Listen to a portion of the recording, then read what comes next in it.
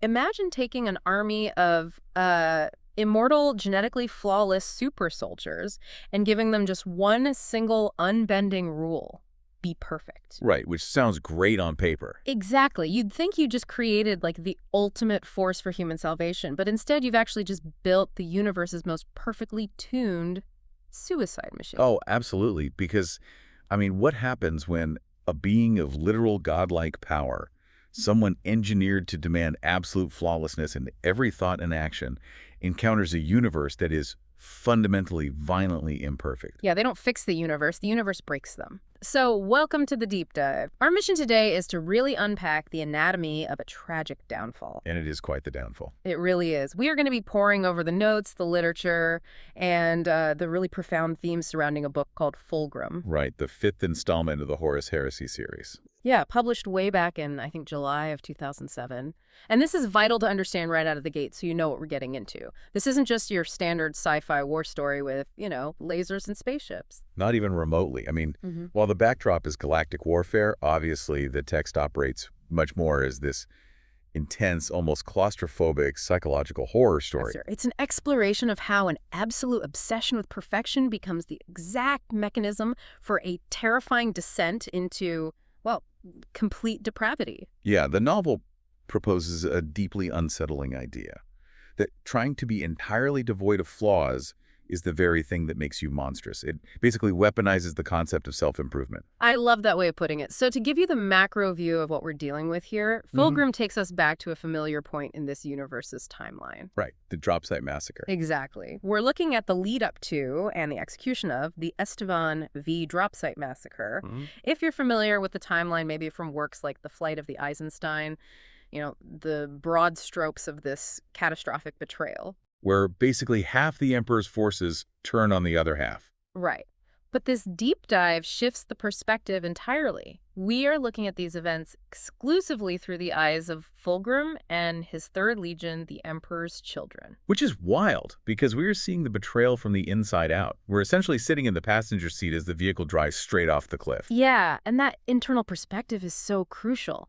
Because to understand the macro-level galactic betrayal, you have to understand the micro-level psychological fracturing of the man leading it. Yeah, Fulgrim himself, the Primarch. Right, known as the Phoenician. He is a figure who is breathtakingly brilliant. I mean, possessing an intellect and a physical form engineered to be the absolute pinnacle of human potential. Yet he is deeply, deeply flawed. Oh, massively. He's full of immense pride and staggering vanity.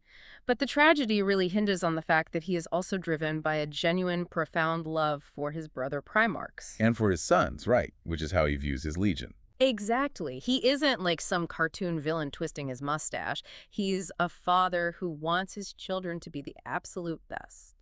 But his love for them is just inextricably linked to his pride. He loves them. Therefore, they must be perfect reflections of his own magnificence. I want you, the listener, to think about a time in your own life when you tried to make a project absolutely perfect. Oh man, we've all been there. Right. Maybe it was a high-stakes presentation for work, or maybe a piece of art you poured your soul into, or even just, planning a family event where everything had to go exactly to a schedule. Where a single delay feels like the end of the world. Yeah, think about how that stress, that sheer inability to accept a single typo or a delayed caterer or a single flaw started to twist your mindset. Think about how it made you irritable or anxious or completely obsessive. It's exhausting. It really is. Now, I want you to scale that feeling up. Multiply it by 1,000,000 and apply it to an entire army of genetically enhanced super soldiers tasked with conquering the galaxy. That is the powder keg we are dealing with. And it is a powder keg built on a foundation of insecurity, which is just a fascinating paradox for a demigod. Truly. So to understand the sheer scale of this fall, we must first examine the Emperor's Children at their absolute peak.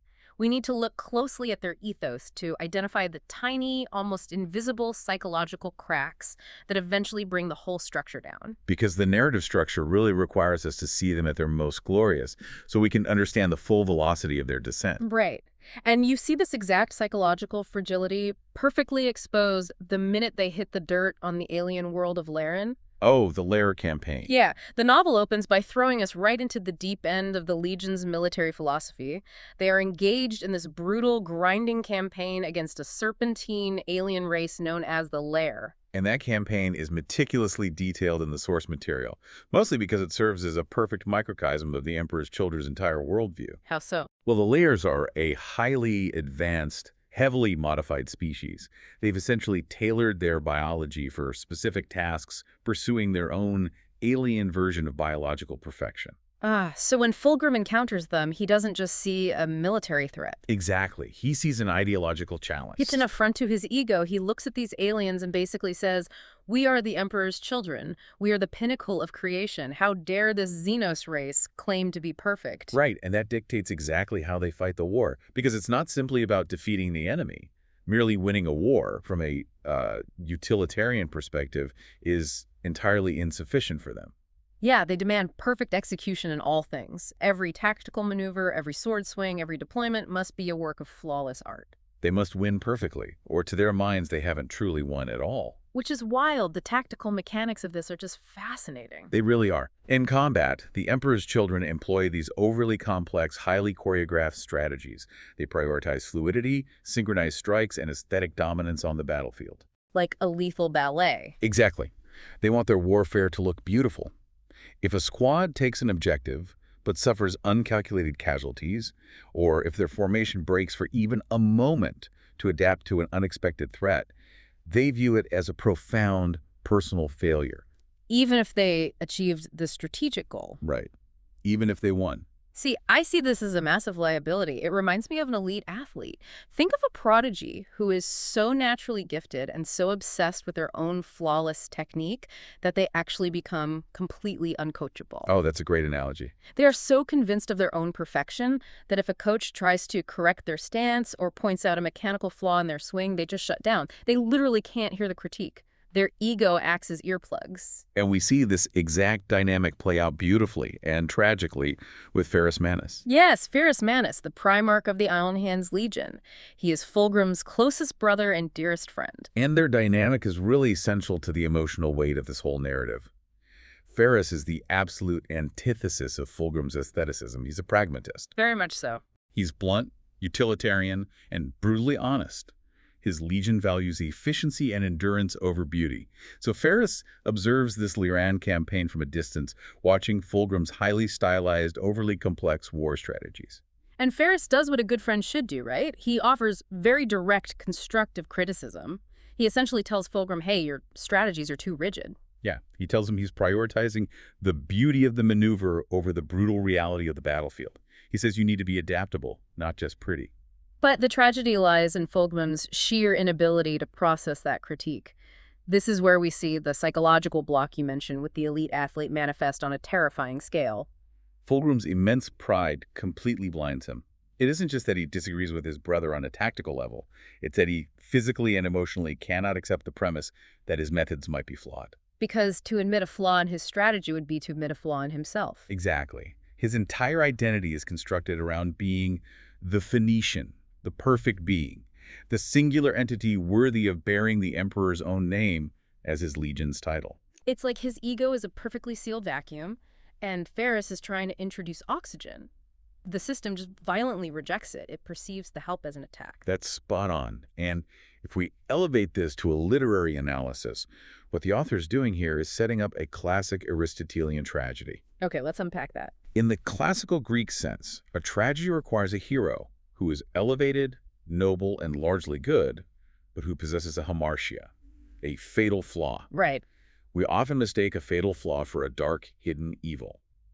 But Fulgrim's hamartia is not malice. It isn't a desire for power or greed or inherent cruelty. So what is it? His fatal flaw is this very desire to be the absolute best. His hamartia is perfectionism itself. Okay, but I have to challenge this premise, because if we look at the lore, the entire Imperial project is built on the pursuit of perfection. If Fulgrim settled for good enough, he wouldn't be a Primarch. He'd just be a middle manager in power armor. That's a fair point. Right. Isn't this drive for absolute excellence exactly what makes him great? Why is the book framing his greatest virtue as his ultimate weakness? See, that is the core philosophical tension of the entire narrative. And the distinction really lies in the difference between the pursuit of excellence and the pursuit of perfection. Interesting. How so? Well, excellence is a process, right? It's the continuous, humble effort to improve. It's acknowledging that mastery is a journey without a final destination. Okay, imperfection. Perfection is a static state. It's binary. You either are perfect or you are a failure. So, because Fulgrim demands perfection in a universe that is inherently chaotic, messy, and entropic, he exists in a state of perpetual, agonizing dissatisfaction. Wow, so he is constantly straining against reality. Precisely. By demanding reality conform to his impossible standard, he creates a profound psychological vulnerability. He cannot accept imperfection in himself or his sons. And that paradoxically makes them the ideal prey for the lure of chaos. Exactly. Specifically the chaos god Slaanesh. Slaanesh doesn't operate through brute force or decay. Slaanesh operates through excess, sensation, and the illusion of flawless experience. So chaos doesn't have to break down Fulgrim's door. It just has to promise him the perfection he is already desperately, painfully seeking. Right. It offers him a shortcut to that static state he craves. Which brings us to the turning point. The problem with achieving a so-called flawless victory, like they technically do on Loran, is that it leaves you with a horrifying question. What's next? Yeah, once you hit the ceiling of conventional perfection, you have to start digging into the unconventional to feel any sense of progression. And because the Legion is already psychologically primed to seek this absolute, unattainable high, they are utterly defenseless when they stumble upon a tool that promises to give it to them. This right here is the transition from philosophical vulnerability to active supernatural corruption. Yeah. So after the brutal war against the Lair is over, Fulgrim enters a structure on the planet known as the Fane of Excess. Which is not just a building, it's practically a psychic resonator. Right. The text describes it as a foul, chaotic temple filled with terrifying, deeply unsettling iconography.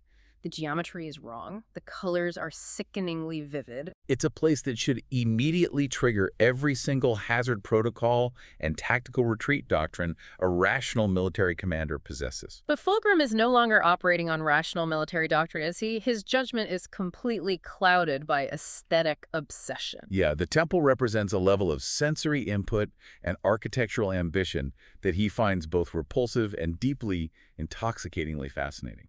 And within this temple, at the very center of this horrific alien shrine, we are introduced to what acts as the primary MacGuffin of the narrative. A blade. Yes, Fulgrim discovers an ancient, incredibly powerful blade, the Lair blade, and it is the ultimate trap. A profound, perfectly calibrated trap, because the blade is imbued with the demon of Slaanesh. This is where the external temptation flawlessly locks into the internal flaw we just discussed. Right, the demon inside the sword doesn't operate like a blunt instrument. No, it doesn't possess him outright, force him to sprout horns and make him start cackling. That would be way too obvious. The corruption is much more insidious. It's a slow, psychological infiltration. Let's really look at how the demon actually works on him. Well, it doesn't shout commands. It whispers. It essentially echoes his own internal monologues, but subtly alters them. So when Fulgrim feels a flicker of doubt about a decision, the blade whispers that he is a genius and everyone else is just too blind to see it. Exactly. It validates his ego. It acts as an absolute echo chamber for his most arrogant, narcissistic impulses. The mechanism of corruption here is validation. Yes. The demon isolates him by convincing him that he is intellectually and aesthetically alone in the universe. It tells him that his brother Ferrus Manus doesn't really understand his vision, that the Emperor is holding him back from true enlightenment out of jealousy. It feeds the imposter syndrome that naturally plagues a demigod who feels the constant crushing pressure of living up to the title Emperor's Children. And there is this vital, heartbreaking symbolic shift that happens right after he claims the weapon.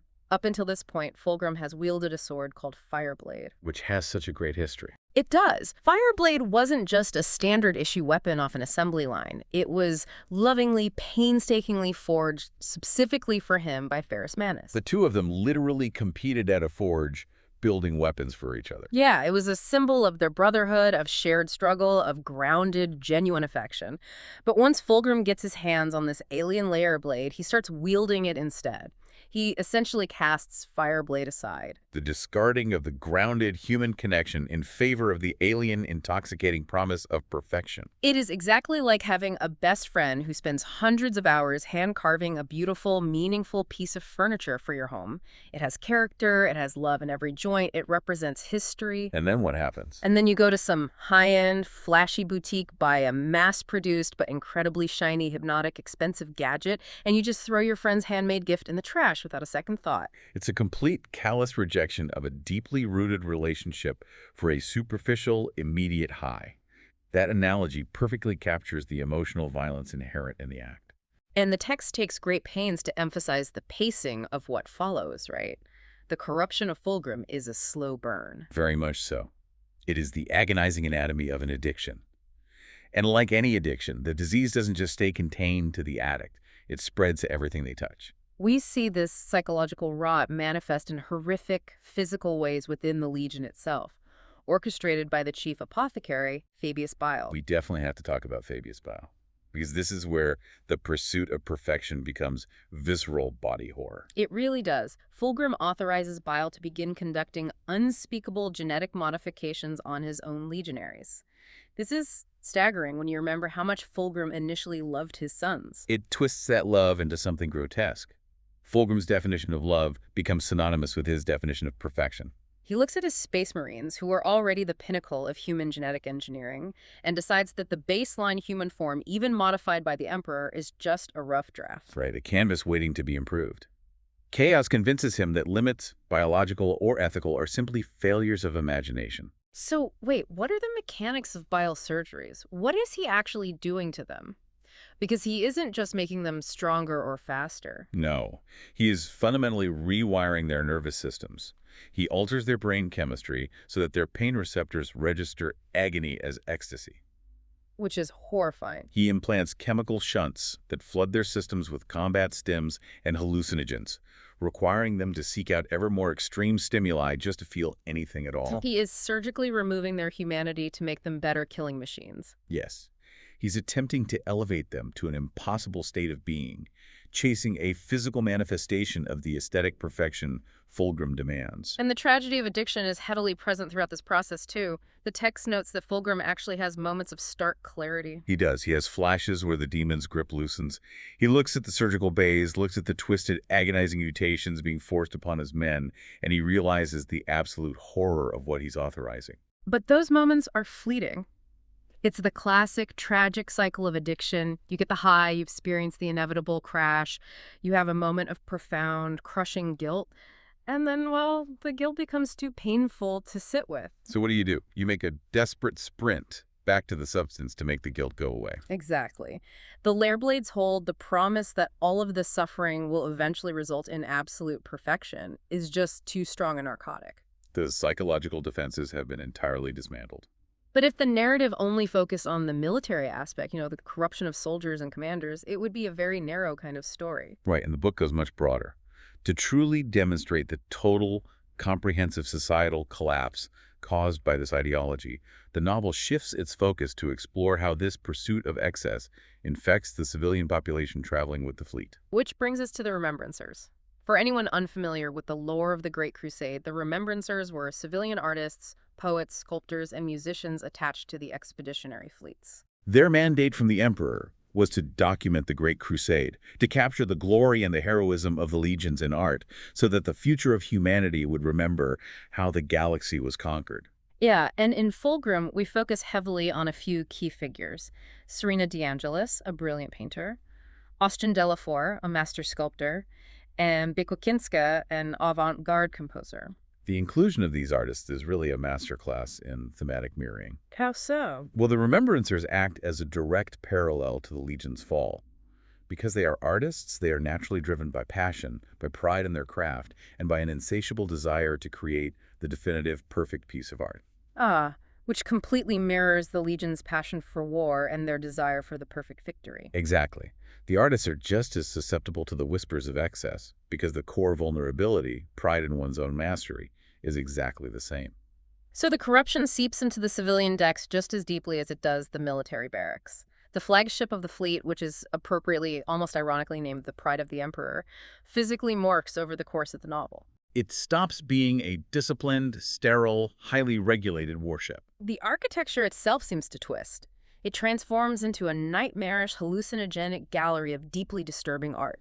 The strict military discipline breaks down entirely.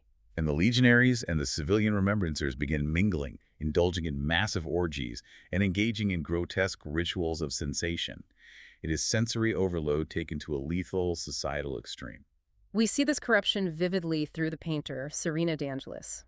Driven by an obsessive need to capture perfectly vivid colors, colors that convey the extreme sensations the fleet is experiencing, she finds that normal pigments are entirely insufficient. So the psychological rot manifests physically in her art. Right. She begins using her own blood, and eventually the blood and fluids of others to achieve the impossible hues she sees in her mind. Her pursuit of artistic perfection leads directly to murder and self-mutilation. It is incredibly grim, but this entire subplot reaches a truly terrifying climax with the composer, Bekwa Kinska. Oh man, the Maravilla. Yes. Driven by the pervasive, corrupting influence of the fleet's new culture, she endeavors to write a symphony, the Maravilla, that captures the absolute apex of sensation. She wants to create a piece of music so profound it shatters the audience's perception of reality. And she succeeds, but with catastrophic consequences. Let's examine the mechanics of the Maravilla. How does a piece of music summon demons? It isn't just about playing loud notes. Kinski begins using instruments crafted from human anatomy. Right. Bone flutes, drums made from skin to produce sounds that are inherently unnatural.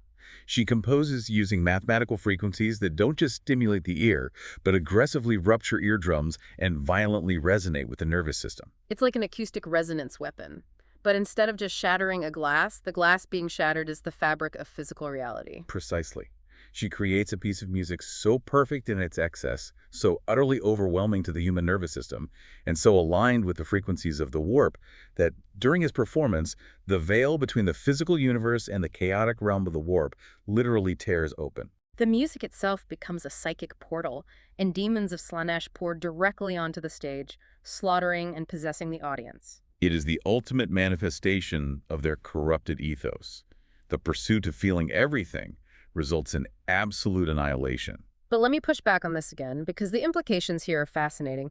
Is the book arguing that the pursuit of pure artistic perfection is inherently dangerous? That's a huge question. Right. Like, is it saying that artists shouldn't strive to make a perfect symphony or a perfect painting?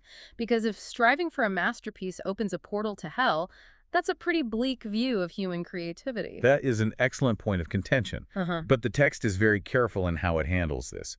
I don't believe it's arguing that art itself is bad or that striving for excellence in your craft is inherently evil. Okay, so what is it demonstrating? What the text is meticulously demonstrating is how chaos corrupts the purest forms of human expression, when pride removes all boundaries of empathy and morality. It's the removal of the human element. Exactly. When art stops being about expressing a shared human truth or communicating an emotion to connect with others and becomes solely about the artist's ego, about chasing a sensation so extreme that it physically breaks the audience just to prove the artist's genius, that is when it becomes dangerous. So the remembrancers fall because they, like Fulgrim, begin to believe their genius places them above restraint. Above basic morality and above their fellow humans. They view their audience not as equals to be moved, but as raw material to be subjected to their brilliance. It's art without empathy. It's creation purely for the sake of consuming the creator and the audience. It's a closed loop of narcissism. Yeah, that's exactly it. And as this internal decay reaches an absolute fever pitch, as the ship literally becomes a haunted house of debauchery, blood, and warp-born horror, Yeah. external forces actually realize what is happening. Because the galaxy is watching. Right, and these external forces attempt to intervene, which forces Fulgrim to make active, conscious choices that seal his doom. This is the critical structural pivot in the narrative. This is where the tragedy moves from internal psychological decay to external galactic consequence. Up until now, you could argue Fulgrim was a victim of a subtle poisoning. But here, he is handed the antidote, and he chooses to smash the vial. So true. We have to talk about the intervention of Eldrad Ulthran. Yes, Eldrad. He is a farseer of the Eldar. an ancient, immensely powerful, psychic alien race, specifically from the craft world of Ulthwé. And Eldrad possesses the gift of foresight. He looks at the timeline, he looks at Fulgrim, and he actually sees his pure potential. He sees the noble, brilliant being Fulgrim was meant to be, the champion of humanity. But he also sees the massive, suffocating shadow of chaos rushing in to consume him. So Eldrad orchestrates a parlay on a maiden world to warn him. He lays all the cards on the table. And the meeting between Fulgrim and Eldrad is just a masterclass in dramatic irony. Eldrad explains everything clearly. He warns Fulgrim about the true, insidious threat of chaos, a force the Emperor has largely kept hidden from the Primarchs. He warns him about the impending rebellion of the War Master Horus. And most crucially, he points directly to the lair blade at Fulgrim's hip and tells him it is housing a demon that is actively twisting his mind. Eldrad throws Fulgrim a massive, glowing lifeline. And the tragedy of this moment cannot be overstated. From a structural standpoint, this is the hero's final off-ramp. Fulgrim is presented with undeniable truth. He has a clear, unequivocal chance to recognize his illness, to drop the blade, to purge his fleet, and to do the right thing. He could have stopped the Horus heresy before it truly began, but he doesn't. No, he doesn't. Why? Because of his hamartia, Yeah. his immense pride. When Eldrad tells him he is being manipulated by a sword, Fulgrim does not feel fear or clarity. He feels profound, visceral insult. And the demon in the blade immediately goes to work, amplifying his outrage. Right. To accept Eldrad's warning would require a devastating admission. It would mean accepting that he, the perfect Primarch, was duped. It would mean his perfect judgment was flawed, his perfect mind was breached, and he was being used as a puppet by an alien artifact. His ego simply will not allow him to process that reality. He is insulted by the very idea that his autonomy could be compromised. So instead of listening, he violently rejects the warning, he attacks Eldrad, breaks the parlay, and doubles down on his arrogance. He tells himself that Eldrad is lying, that the Eldar are just trying to sow discord among the Imperium. Cognitive dissonance violently resolves itself through aggression. And the consequences of that choice are immediate and horrific, because he needs to prove to himself that he is entirely in control, that he is the perfect, unflinching commander of the Emperor's will. Fulgrim unleashes his now deeply corrupted legion to destroy the Eldar Maiden worlds. These planets are essentially pristine, ancient sanctuary worlds, carefully cultivated over millennia. It is an act of pure, spiteful vandalism on a planetary scale. It serves no strategic imperial purpose. It is a temper tantrum armed with orbital bombardment weapons. But it goes even further than the Eldar. The text points to an event shortly after this that serves as the ultimate proof of how far the Third Legion has fallen: the unprovoked annihilation of the Diasporics. We really need to drill down into the Diasporics, because this part always gets me. It highlights the absolute moral bankruptcy of Fulgrim's philosophy. The Diasporics is a vital thematic counterweight in the novel. They are a nomadic fleet of starships, but what makes them crucial is their societal structure. Right. They are a peaceful, highly advanced, cooperative society consisting of both humans and various alien races living and working together in total harmony. They share technology, they share resources, and they respect each other's cultures. They are a living, breathing, successful alternative to the brutal, xenophobic, humanity-first absolutism of the Imperium's Great Crusade. They don't want to fight. They just want to be left alone to exist peacefully in the void. They actually try to evade the Imperium multiple times. But Fulgrim hunts them down and wipes them out. And he doesn't do it for strategic gain. They pose zero military threat to the Imperium. He doesn't do it for resources. He does it purely out of aesthetic disgust. The mere existence of the Diasporics offends Fulgrim's absolute, rigid view of how the universe should be perfectly ordered. In his mind, humanity must rule, aliens must be purged, and any deviation from that binary is an ugly flaw in the tapestry of the galaxy that must be excised. When the captain of the Diasporics is finally captured, his last words to the Space Marines are simply, "All we wished was to be left alone." And the Emperor's children slaughter them anyway. It is the absolute death of Fulgrim's nobility. I want you, the listener, to consider for a second how often in life pride prevents us from listening to sound advice until it's far too late. It's a very human feeling. Have you ever had a good friend, someone who truly cares about you, gently pull you aside and say, "Hey, I think the path you are on right now is hurting you. I think your behavior is out of line." And instead of taking a breath and thanking them, you got fiercely defensive. You double down on the bad behavior just to prove them wrong. Fulgrim does exactly that, But because of his power, the cost of his defensiveness is the genocide of entire civilizations. It is the ultimate manifestation of hubris. And all of this, the ignored warnings from Eldrad, the psychological decay fed by the layer blade, the unchecked pride, the slaughter of the innocent, and the quiet shifting of allegiances to the traitor warmaster Horus, it all finally violently collides at a place called Istvan V. The drop site massacre. This is the climax of the narrative, and arguably one of the most pivotal, devastating events in the entire lore of the Warhammer 40,000 universe. The scale of the betrayal here is staggering. Let's set the stage for this apocalyptic trap. Okay, the Warmaster Horus has openly rebelled, taking several legions with him. The Imperium responds by sending a massive retribution force to crush the rebellion on the black sands of the planet Istvan V. Fulgrim leads his Emperor's children to the surface, ostensibly as part of this loyalist vanguard. The first wave consists of the Iron Hands, the Raven Guard, and the Salamanders. They make a furious, bloody planetfall, pushing hard into Horus's fortified lines, fighting with everything they have. Fully believing they have a massive wave of reinforcements coming right behind them to secure the victory. They commit entirely to the assault, bleeding for every inch of ground, trusting their brothers to watch their backs. And then the grand betrayal is sprung. The second wave lands the legions meant to reinforce them. This includes the Night Lords, the Iron Warriors, the Word Bearers, the Alpha Legion, and of course, Fulgrim's Emperor's children. But they don't attack Horus. They open fire on the exhausted loyalists from behind. They trap the Iron Hands, Raven Guard, and Salamanders in the drop zone. The tactical mechanics of it are horrifying. It isn't a battle, it is an execution.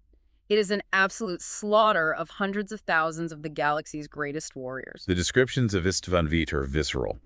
The sky is black with drop pods, the ground is turning to glass from orbital lasers, the air is thick with the smell of ozone and burning ceramite. But amidst this massive apocalyptic theater of war, with thousands of super soldiers dying by the second, the novel brilliantly zooms all the way in. Yes, it funnels all of that massive galactic horror down into one incredibly intimate, emotionally devastating confrontation. It focuses on the physical and philosophical clash between Fulgrim and Ferrus Manus.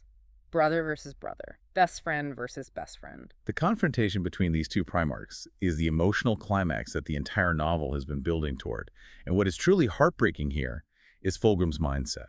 Even in his deeply corrupted state, heavily influenced by the demon, surrounded by the slaughter of his loyal brothers, Fulgrim still genuinely wants to bring Ferrus into the fold. He stops the combat to try and debate him. He wants his dearest friend to understand the twisted, chaotic beauty of what he has discovered. He essentially says, look at the freedom chaos offers. Look at the perfection we can achieve without the Emperor holding us back. Even now, at the end of all things, he still desperately craves Ferrus's validation, because Ferrus represents the grounded reality that Fulgrim has abandoned. But Ferrus's reaction is iconic and unyielding. Ferrus represents unbreakable, uncompromising loyalty. He looks at this glittering, twisted, mutated thing his brother has become. He looks at the slaughter of his sons happening all around them, and he refuses to engage with Fulgrim's twisted philosophy. He essentially calls him a fool, a slave to a delusion.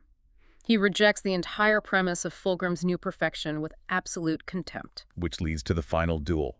The debate fails, so the weapons are drawn, and the fight is brutal. It's a clash of demigods that shatters the earth around them. Ferrus wielding Fireblade, the sword he made for Fulgrim, which he reclaimed, and Fulgrim wielding the alien Layer Blade. And in the very last moments of this fight, the narrative gives us one final twist of the knife. As Fulgrim disarms Ferrus, as he raises the Layer Blade to strike the killing blow, he has that moment of stark clarity we discussed earlier. The adrenaline of the fight, the profound shock of facing the death of his beloved brother, causes the demon's grip on his mind to slip, just for a microsecond. The fog clears. Fulgrim looks down at his best friend, battered and defenseless. He suddenly realizes the absolute, irredeemable horror of what he is about to do. He sees the betrayal, he sees the slaughter, he sees his own damnation staring back at him. And he attempts to resist. He tries to stop the downward momentum of the blade. He tries to pull back from the abyss. But his hesitation, that tiny, fleeting attempt to reclaim his humanity and spare his brother, is exactly what the demon was waiting for. Fulgrim has spent months letting the demon erode his willpower, outsourcing his judgment to the whispers of the blade. The mental fortitude required to stop the momentum of his own corruption is simply gone. His psychological muscles have atrophied. He gives in. He just doesn't have the strength to fight it anymore. The demon in the blade fully surges forward, flooding his nervous system, bypassing his conscious mind entirely. It takes complete, terrifying physical control of Fulgrim's body and uses Fulgrim's own hands to swing the sword and behead Ferrus Manus. It is the unforgivable act. The Rubicon has been crossed. This is the moment of peripetia, the irreversible reversal of fortune. The blood of his brother seals the pact. The act proves that he is no longer a fallen hero. He is now irreversibly a creature of chaos. So what does this all mean for Fulgrim in the end? How does the novel resolve this catastrophic fall? Because the author pulls off this piece of grim, dark brilliance with the final pages of the novel. After the betrayal is complete, after Ferris's head hits the black ash of Istvan V, Fulgrim's consciousness experiences anagnorisis, the moment of tragic realization. He realizes the totality of what he has just done. He realizes he murdered the person he loved most in the universe for a lie. He begs for oblivion. He wants to die to escape the guilt. But the demon doesn't let him go. Oblivion would be a mercy, and chaos is not merciful.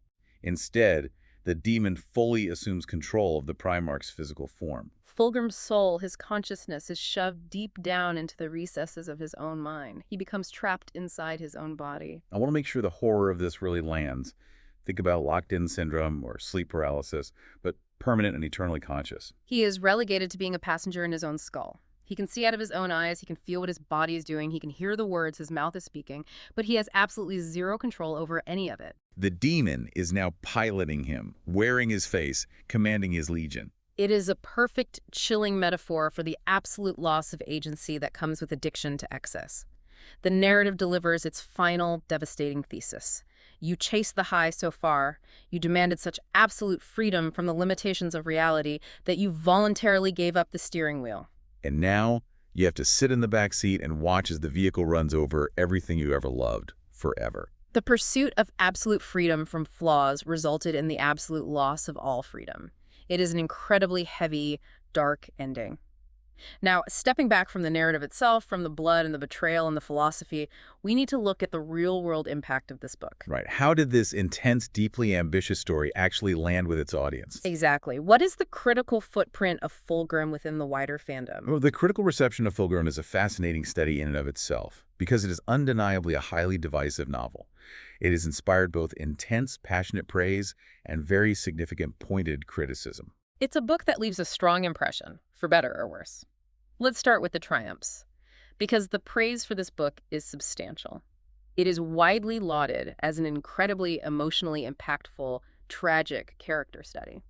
A lot of readers and critics felt that Fulgrim's slow, subtle descent was actually handled with much more nuance and psychological depth than the fall of the War Master Horus himself in the earlier books of the series. The deliberate pacing of the corruption is frequently cited as a major strength by its supporters. It demonstrates a very real psychological truth. Going from the noble pursuit of perfection to ultimate, unspeakable depravity isn't a journey anybody makes in one giant, cartoonish leap. No, it's a series of small, rationalized steps. It's compromising your values one tiny fraction at a time. The slow burn tension the author builds creates a mounting dread that makes the eventual explosive fall at Istvan V feel entirely inevitable and earned. And the action. We have to mention the combat. When the book finally explodes into all-out warfare, the praise for the battle scenes is practically universal. The descriptions of Istvan V are epic in scope, visceral, brutal, and full of these great, memorable character moments. Even as they're doing terrible things, the Emperor's children deliver these scrumptious and pithy witticisms. It delivers on the massive, sweeping sci-fi warfare that fans of the setting expect, but grounds it in deep emotional stakes. Furthermore, the thematic ambition of the book sets it apart from a simple, action-oriented war story. The deep exploration of the nature of art, the fallacy of perfection, the mechanics of pride and cognitive dissonance, these elevate the text. It aims incredibly high for a tie-in fiction novel, but it is not a perfect book, which is wonderfully ironic given the subject matter. Very true. We have to bring up the criticisms and the problematic elements because they are a major part of the book's legacy. First, let's look at the structural critiques. The pacing is a major sticking point. At over 500 pages, a significant portion of the readership felt the book was simply drawn out. They argue it could have been a much leaner, tighter read without losing any of the core emotional beats. Yes, there are valid structural complaints. For instance, some readers found the Astartes captains the secondary Space Marine characters surrounding Fulgrim to be somewhat interchangeable. They argued these characters lacked the distinct, memorable voices needed to carry the dense middle acts of the book, making the descent feel repetitive. And the remembrancer subplots, which we just spent time discussing as being thematically important mirrors to the Legion, were viewed by a vocal segment of readers as a broken support beam. Some felt these interludes with the civilian artists dragged the narrative momentum to a halt, pulling focus away from the Primarch's storyline and undercutting the overall tension. It is also crucial to address the more controversial elements of the novel objectively. As a reflection of the source material's reception, Fulgrim has faced heavy criticism for its explicit content. The book pushes very hard into the themes of Slaaneshi excess, and in doing so, it utilizes depictions of severe self-harm, extreme sexual content, and what many critics identify as archaic misogyny in the handling of certain female characters. We are reporting this impartially, taking no side in the debate, but it is vital you have the full picture of the book's critical footprint. For some readers, the boundary-pushing descriptions of the Emperor's children's descent into physical and psychological excess crossed a distinct line. They felt it moved from necessary, grimdark, thematic exploration into gratuitous, uncomfortable territory that actively alienated them from the text. The shock value, for some, overshadowed the narrative. To summarize the critical landscape, despite its drawn-out nature for some readers, and despite the highly controversial, polarizing elements we just outlined, the sheer emotional punch of the finale cannot be denied. The devastating tragedy of Fulgrim's betrayal makes this novel a standout favorite for many within the fandom. It stands as a powerful, enduring testament to the idea that the most tragic, devastating falls belong to the most gifted, elevated individuals. It's the bigger they are, the harder they fall concept, but applied to the human soul. The higher the pedestal of perfection you build for yourself, the more bones you break when it inevitably crumbles. So, to bring this entire massive deep dive full circle, what exactly have we explored today? We've charted the agonizing journey of a beautiful, deeply flawed Primarch and his magnificent legion. We've seen how they were systematically dismantled, not by a superior alien armada, not by a brilliant tactical maneuver from an enemy general, but entirely by their own internal inability to accept imperfection. We observed how pride created an insurmountable blind spot. We examined how the obsessive desire for flawlessness became a direct vulnerability to the ultimate corrupting addiction. And we traced how that addiction systematically destroyed not just their morality, but their art, their alliances, their sanity, and ultimately the brotherhood that was supposed to be their foundation. The tragedy of Fulgrim is a timeless warning wrapped in a sci-fi epic. It cautions against the profound danger of letting an absolute obsession with the destination, the perfect, unblemished result, corrupt the reality and the humanity of the journey. It is a dark, heavy, but brilliantly constructed narrative about how the pursuit of perfection is, at its core, a trap. And that leaves me with a final, lingering thought for you to chew on, building on everything we've unpacked today. If the Emperor's children fell to unimaginable depravity specifically because they couldn't tolerate flaws, it makes you wonder, That's it. is the very concept of perfection inherently anti-human? Think about it.